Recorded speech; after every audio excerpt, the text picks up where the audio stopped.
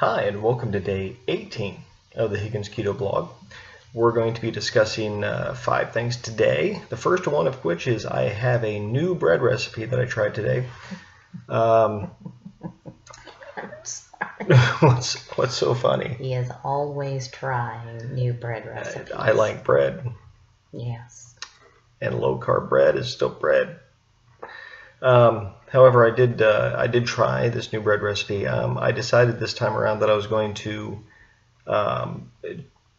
add the guar gum, and the monk fruit came. So I added the monk fruit sweetener, and I also put in cinnamon. So basically I made a cinnamon bread, is what I made. I think I could have went halvesies on the monk fruit because it was sweet. If I would have went half, it probably would have been perfectly sweet. You know what I'm saying? And I didn't use much. That's the funny thing about it. I used 1 teaspoon of the monk fruit for the entire loaf that I made. Now, the one interesting thing is I did add a quarter teaspoon of sugar because of the yeast, because yeast don't eat monk fruit, I guess, or anything. Okay, whatever. They don't like monk. They don't like it. But that's okay because there's actually no sugar left by the time it's done because the yeast eat up all the sugar, and they have to have something to eat in order for the yeast to do what the yeast do. And make bubbles. They're burping in it and make bubbles. Okay. So, but it actually rose to a loaf that was about like this. Okay, it was the best rise we've seen yet, right? I let it cool down. We cut it open, and I put butter on it, and it was sweet. I would have preferred cream cheese, but you gave me butter. Right? Yeah, she prefers cream cheese, just like last night, her cream cheese. Anyway. So that worked out well, and I decided I can use half the monk fruit, still be sweet, still get that. There was a little bit of aftertaste going on there, like Cracker Jacks. But yeah, it was a sweet aftertaste. It wasn't like the medicine-y aftertaste. So, or what my wife calls the aspirin aftertaste. It reminded me of the coating of Cracker Jacks. For whatever reason, I just thought of caramel popcorn. That's what it reminded me of. Okay, well, I didn't get that, but that's just me. Well, the funny thing is the male child. Yeah, he didn't like it at all. But again, he likes Cliff Bars. Yeah, so we can't go by his taste. Right. Yeah, all right. Speaking of the monk fruit, we had the monk fruit what? Debacle? Yes. Okay. The monk fruit. Because when it first came in, my wife did not know it was here. And she had me make coffee.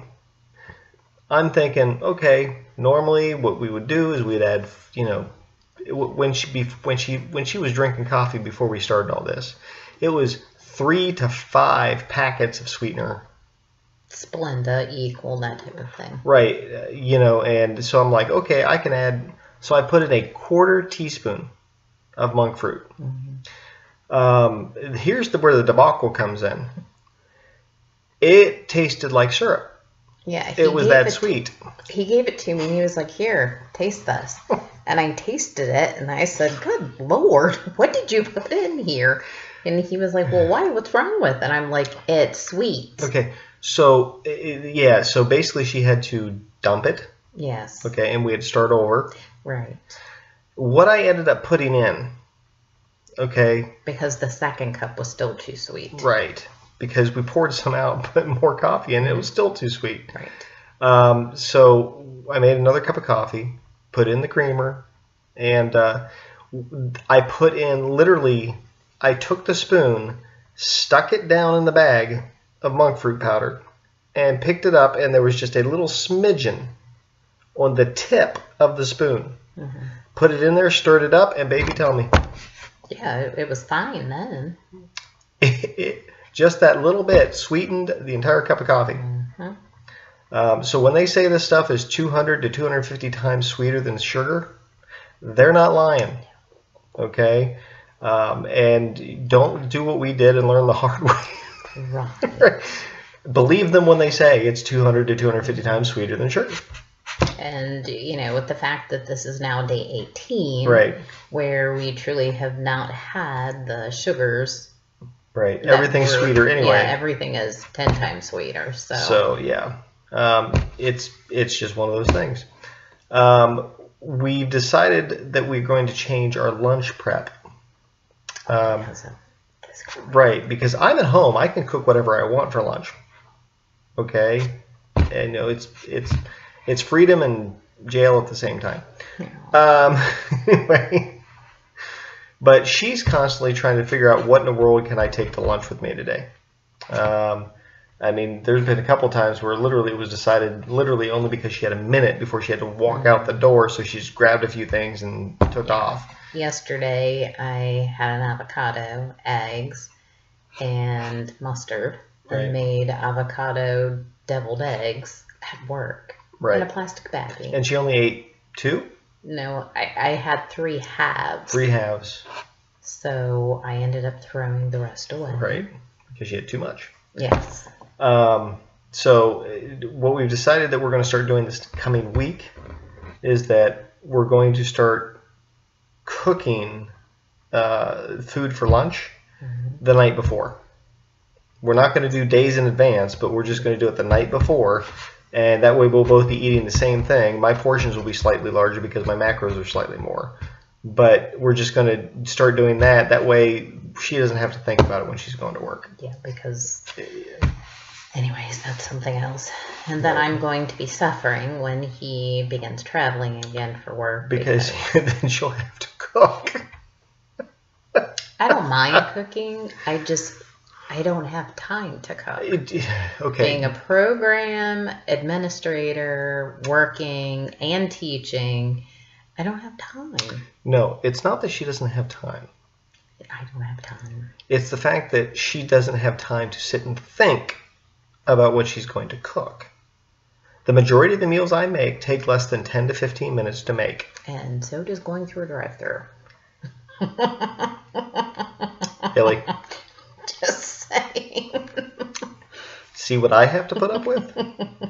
Here I am. I work and I slave all day. I'm not appreciated. Well, actually, I'm appreciated way too much because they don't know how to do anything without me. No.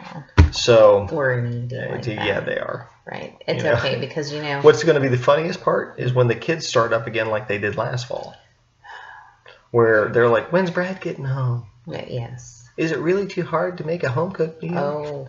Oh yeah. The best comment came from the female child when she apparently didn't have clean clothes, and she literally asked me, would it kill me to do laundry every now and then? I'm like, my wife doesn't do laundry. No, I don't. I do the laundry. And I do the dishes. Figure this one out. I do the laundry. I do the cooking. I do the dishes half the time when I'm not making the kids do it. Really? Yes. No, you do not. Yes, I do. No, you do not. I have done the dishes 5 times in the past 2 weeks. And the fact that he can count is amazing because he normally doesn't do dishes. I don't like doing dishes. That's right, he doesn't. But the thing is, I cook, I clean, he will let the do dishes laundry. sit in the sink and then tell me, babe, we don't have any clean forks. That's Braddy's for, baby, I really need for you to come and do these dishes because I can't think to cook with a sink full of dishes. Right. I do all the cooking, all the cleaning. I do all the laundry. He does all the dirtying of the dishes. That is not true. Your children are much more than I am. So he utilizes every cooking utensil known to man. By the way, when they're bad, they're hers. Yeah, right. That's how it goes. That's right. Anyway, so yeah, we're gonna be researching crockpot meals that are keto for her this fall. That way, all she's got to do is throw crap in a crockpot in the morning, and it'll be cooking all day, and she'll be ready for when she gets home. She doesn't have to think about it. And I'll probably have to do it the night before and stick it in the refrigerator. Of course, we did that last year too, and the kids were like, crockpot food again? Because you were traveling. Right. When I'm home, I cook full meals, set the table, we all sit down together, eat as a family. Okay, so here's the other concern that I have. While my husband is traveling, how he's going to eat. because he is very much a social individual, and he finds solace, comfort in food. So I can see it now. He's going to be... I am just going to have to pay very close attention to menus. I believe somebody I think I already told you this, didn't I? Somebody said that there was an actual keto website that actually talked about what you can eat at restaurants. Actually lists restaurants and what you can eat there. Portion sizes, yakety schmackety, blah blah blah. So I'll have to be researching that to find out what that is. Excuse me. I'm still tired. She's still tired. But then again, she's working like a dog, sitting in front of a computer all day, staring at a computer screen, doing forms and filling out crap that they got to turn in for programmatic accreditation. There you go. Okay, so I think that's a lot. It got a lot to do with it. Plus, she's been hitting the workout every single morning at what time? 5 in the morning, sometimes 5:30. And what time do we go to bed? Well, it depends. 11 to 12. Sometimes. Okay, so yeah, I think that has something to do with it too. She's not getting enough sleep. So, anywho, now I don't have anything on this, but she has something to say about the keto sticks. Yes, I peed on a keto stick, and it's faint for the presence of ketones. So I'm at day 18, obviously still burning fat, but it's interesting that it's a fainter color in comparison to when I initially had tested my urine, so to speak. Which was what, day 2, day 3? Yes, day 2. So that's where we're at. And short and sweet today. But that covers pretty much everything, and we'll have more to talk to you about tomorrow. And I think this weekend, we're actually going to interview the kids. Oh, yeah, that'll be fun. They have been dying to get on camera. Yeah, so we're going to interview them on how they feel about all this. Right. So you guys have a great night. We'll talk to you tomorrow. Night.